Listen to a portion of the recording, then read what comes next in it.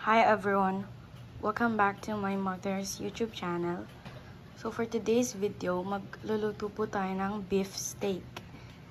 Own version ko po to, so before we get started, we have ground beef here, dalawang itlog, dalawang pamintang pino, isang magic sarap, and then any kind of mushroom.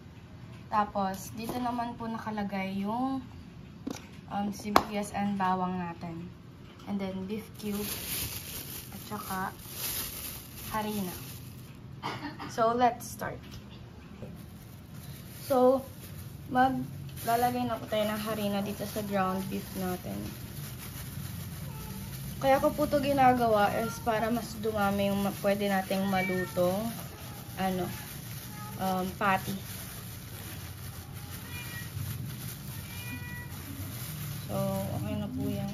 Siguro. Tapos, lalagay na natin yung dalawang itlog.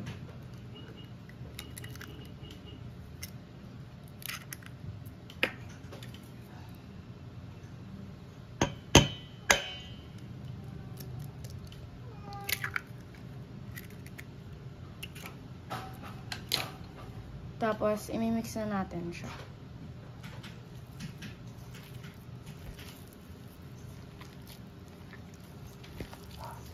Nagugas na naman po ako ng kamay, so okay na yan.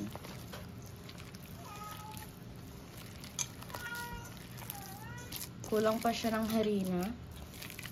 Bago po natin makalimutan, ilagay po muna natin tong bawang and sibuyas na grind natin.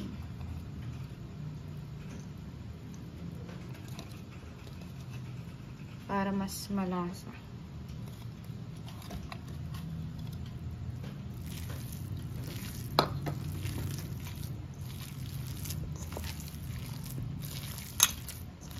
And then, dagdagan ulit natin ng harina.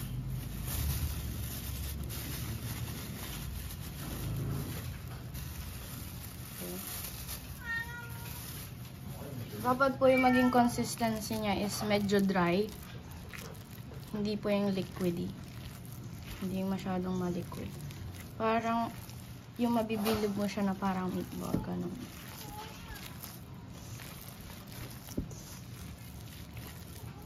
Parang dough.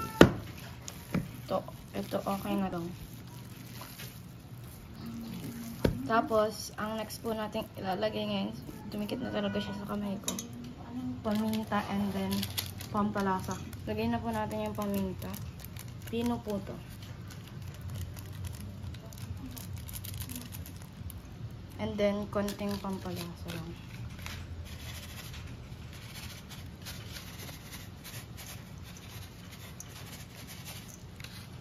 Yan. Tapos, mix na po ulit natin.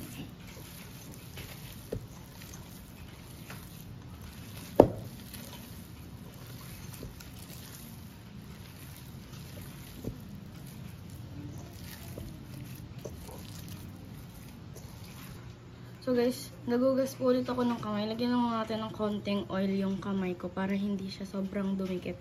Kasi magmo-mold na po tayo.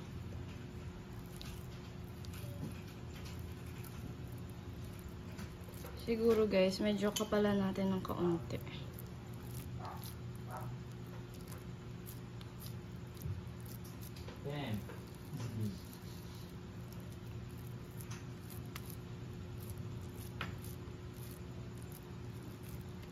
Yan, okay na to guys. Dito na natin siya ilalagay. Then isa pa ulit.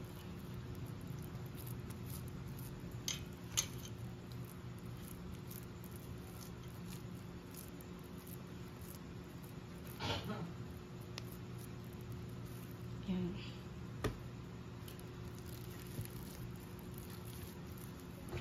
So guys, nagpainit na po tayo ng kawali.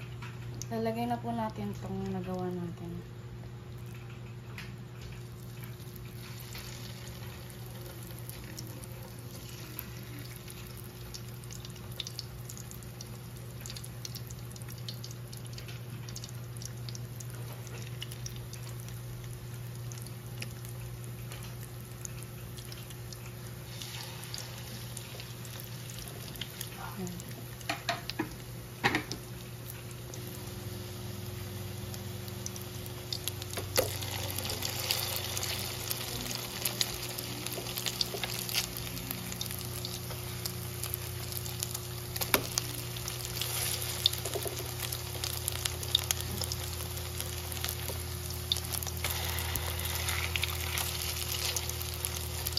guys, ayun na po yung luto na.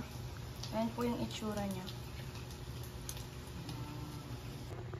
So guys, ngayon naman, ang iluluto naman natin is yung sauce niya, which is gravy. Ayan. Lagay lang tayo ng butter. Same pan lang to guys. Dadamihan natin ng gravy kasi yung ano ko guys, pamilya ko mahilig sa gravy. Inuulam talaga nila yan.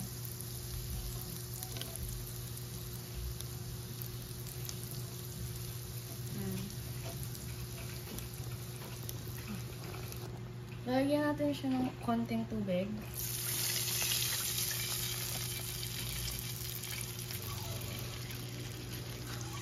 Magdagan ka pala natin guys. Kasi marami yung lulutuin natin. So guys, nalagay na po natin yung slurry.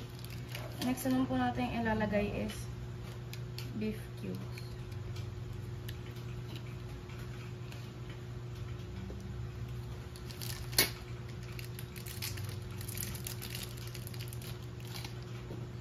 Since marami po yung gagawin natin, dalawa po ang ilalagay ko. Huwag po natin siya dahan-dahan i-mix.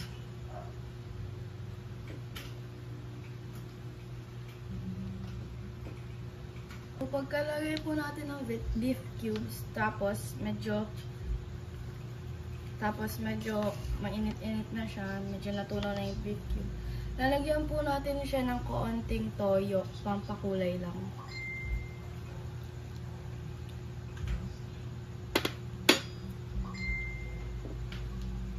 Ayan.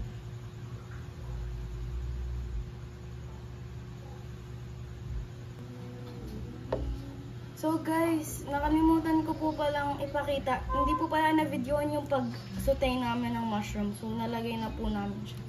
Lalagay naman po natin yung pamintang peel.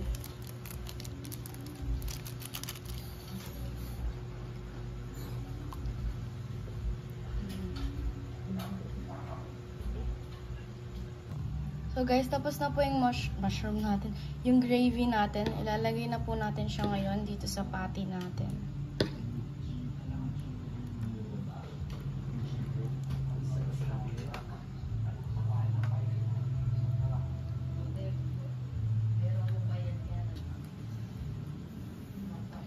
Ayan guys. Yan na po yung burger steak natin. Thank you guys for watching. Bye!